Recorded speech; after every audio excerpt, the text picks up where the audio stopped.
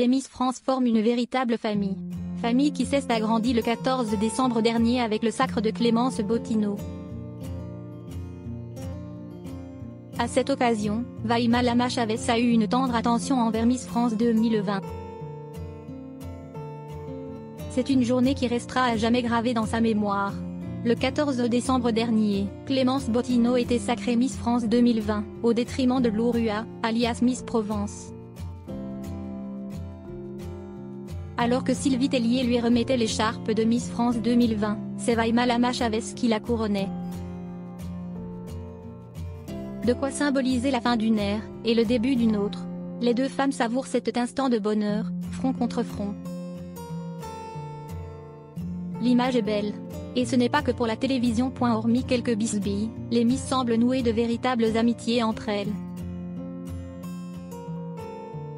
Pour preuve, ce très beau geste qu'a eu Vaïma Lama Chavez en laissant l'appartement des Miss à son successeur. Ainsi, Miss France 2019 a laissé des colliers de coquillages qui sentent le monoï et la fleur de tiare en guise de bienvenue. S'enthousiasme Clémence Bottineau ce jeudi 26 décembre dans les colonnes du Parisien. Une petite attention qui a fait son effet. C'est trop mignon, juge-t-elle des étoiles dans les yeux. J'ai eu accès à ce qui me paraissait inaccessible. Ce n'est pas l'uniquement point qui a touché Clémence Bottineau. En s'installant dans cet appartement du 17e arrondissement de Paris, cette étudiante en histoire des arts a découvert de ses propres yeux la tradition des Miss.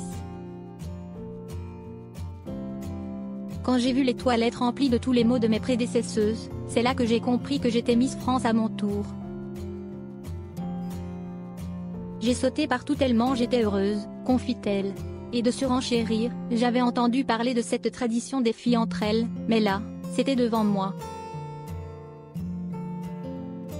J'ai eu accès à ce qui me paraissait inaccessible. Dans les semaines à venir, Clémence Bottineau devra prendre ses marques dans sa nouvelle résidence. Se l'approprier. Si elle profite de 15 jours de vacances, le repos ne sera pas forcément au rendez-vous. Je dois déménager, j'ai encore des livres que je dois rendre à la bibliothèque et je suis en retard de 3 mois. Je dois faire les démarches pour faire la pause à la faculté, je ne veux pas partir comme une voleuse, liste la jeune femme de 22 ans. Et ce n'est que le début d'une année chargée. Reste à savoir si elle réussira à garder du temps pour son chéri, ou si, comme bon nombre de ses aînés, elle sera victime de la malédiction des Miss.